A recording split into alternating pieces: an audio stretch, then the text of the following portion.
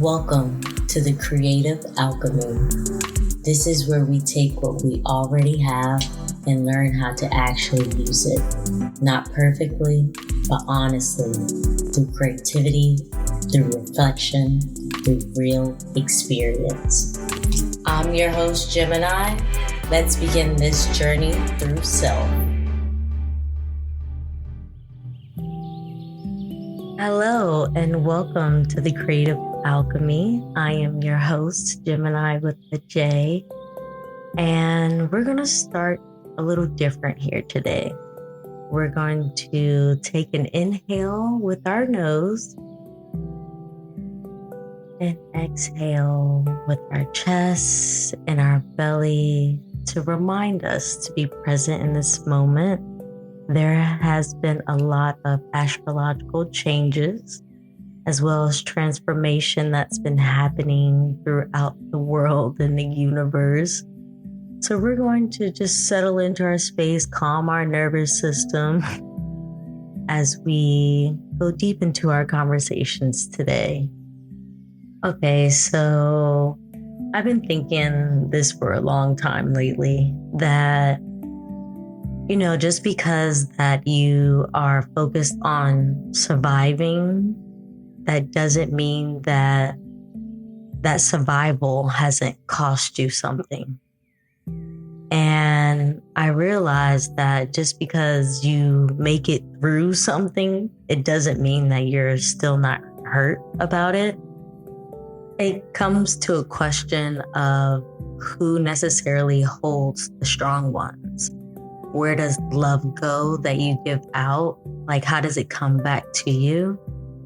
And knowing that surviving isn't the same as healing. I am so thankful of the things that I've went through. And I am glad to be on the other side of that moment. This comes about from a 1-year anniversary of my beautiful father's passing. And I'm so happy that he is now in the ether guiding me along the way.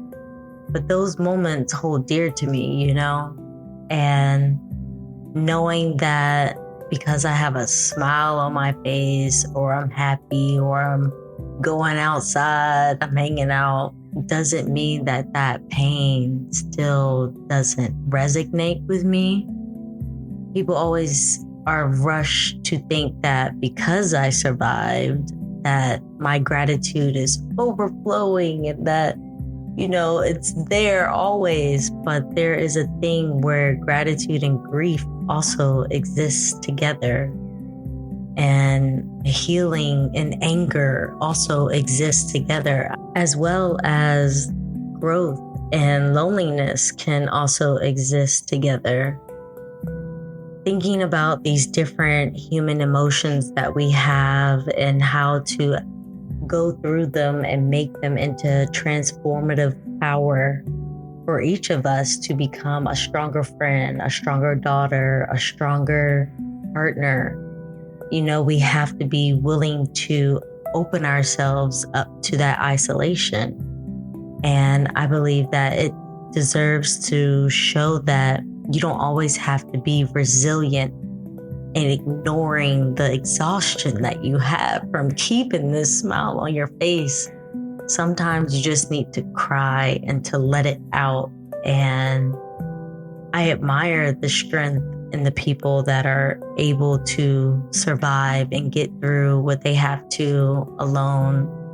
I'm one of those people, and I commend the strength that is often looked over because of the smiles on our faces. And I'm realizing I don't have to always smile.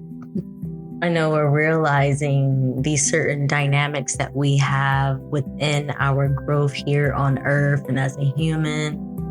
And I look at it as something that I'm still learning. I'm still learning to be human.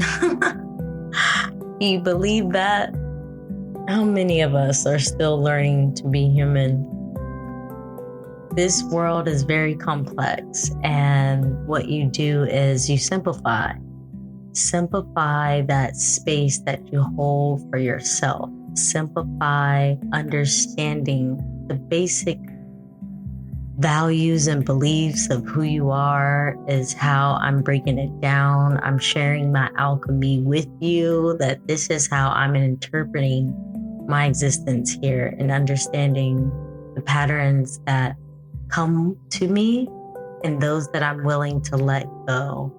Because certain times, your pain can be very visible to others, and you might have a supportive space that allows you to go into that grief moment and expand your horizon, which is beautiful. It's so beautiful to have a support system that understands the journey that you have taken and the journey that you are going forward to. A lot of people don't see that, and those people are so special. Hold them very dear to your heart because no one should be going through their grief alone. And some people are. And that makes me feel that opening spaces like this one in particular is to allow that transformation to be healed in some way that it activates their throat chakra, activates their momentum to know that someone cares about them. And one of the hardest feelings is realizing how deeply you can show up for someone. And you won't ever have to wonder if that person or people are going to show up for you. They just do. That is so special. Oh my God. The homies, you already know. But I am grateful to have some people in my life that recognize how much the moment of my dad passing meant to me and how impactful it was for me to say goodbye to my best friend, So I'm dedicating myself to opening up more and being a part of this transformational galaxy that we have here on Earth. And it's not easy. I'm learning my alchemy through these changes, and it's a blessing to activate this internal moment that I have. How many of you understand the people that are in your life, that you surround yourself with, that come to you at your wit's moment of you needing that small little knock at the door and they find you crying your eyes out and you just fall right into their arms? Like, where does that exist for you in your life? And it doesn't exist in your life. Like, how do you get that for yourself? What are the moments? Or remember the journal that we talked about in the last episode? Like, how do you transform that energy that you want to see happen besides the trigger moment? Besides you feeling grief and pain, maybe you do need to cry by yourself. Maybe you do need to give yourself that moment. We talked about pauses. We talked about taking time to really identify what is the root of you having these emotional drifts and keeping that journal sacred. Keeping the moments of learning who you are very sacred, and learning about your emotional stability and learning about the people in your life is also part of that journey.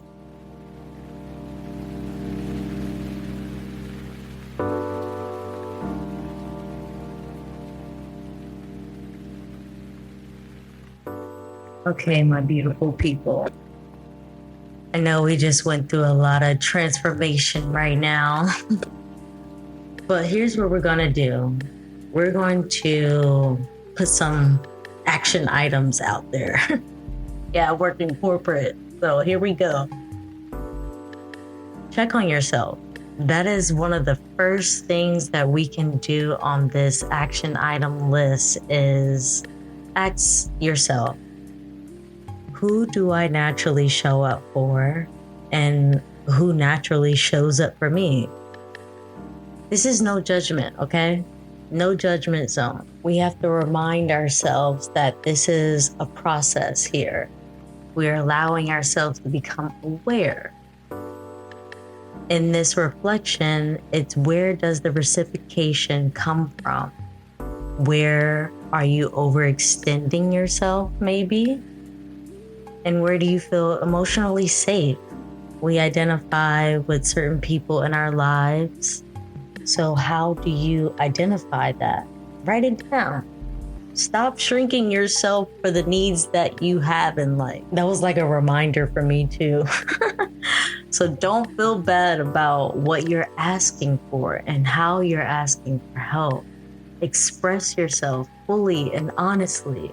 Let someone support you without apologizing for it. It's something that I am getting used to. But being able to be strong enough to be emotionally visible to others. That's where I mean, like, crying in public is fine. Someone asks you how you feeling, be like, I'm okay. But allow yourself to be truly authentic in who you are in the moment, staying present. Okay, so this is your third action item. Did you get number 2? All right, so number 1, we're gonna start back at the beginning, is to check on yourself. Check in with who has checked in with you. Number 2 is to stop shrinking yourself. We're going to figure out how to be emotionally visible and not apologize for it. The third one, this may be a little deep for some people, but write yourself a letter. Okay? Write yourself a letter to those who have hurt you. We're not sending this letter, okay? We're gonna let ourselves be open enough to say the things that we need to say, to release them. This is a part of something that I've done multiple times, and it has given me the gratitude that I need to let go. Letting go is one of your best friends when you're going through emotional transformation. So ask yourself, what did I need during my hardest moments that I never received? I'll say that again. What did I need during my hardest moments that I never received? Your fourth action item is how, or wouldn't even say how, but protecting your energy without guilt. This is kind of a mantra of mine and understanding when I need to take some downtime. But we have to identify where the drain is coming from. We have to identify what conversations leave us heavy. And we have to identify that those of where they left us abandoned to keep our peace. That is a very hard question to maybe ask yourself, but maybe choose to say no this week to something that you overcommitted to. You know, allow yourself to say no without explaining. This is where your power can truly be identified for those who see you. Whew. Okay, so we have our 4 action items, and I'm going to leave you with, this was a very intense session today. So I suggest that I encourage you to, journal after this, and of course, answering your questions, and maybe taking a walk after that, or resting, or making art, listening to music, or cooking your favorite meal, or sitting in some silence to reflect. But give yourself some of the softness you keep offering everyone else. Allow that moment to transcend you to a place of you feeling grounded. And I want to ask you, as a little bit of reflection of Who are you becoming when no one is watching? Where have I been abandoning myself, waiting for love from others? What would change if I could give myself the same care I give everyone else? This week, I am asking you to check on your strong friend. And if that strong friend is you, check on yourself. I want to thank you again for tuning into The Creative Alchemy. I appreciate you and taking the time to reflect and take these moments with me as we dive deep into figuring out how to use our creative power and alchemize it for this incredible world. We got more to do, baby. Give yourself grace. Allow this week to transform. I'll talk to you guys soon. This was The Creative Alchemy.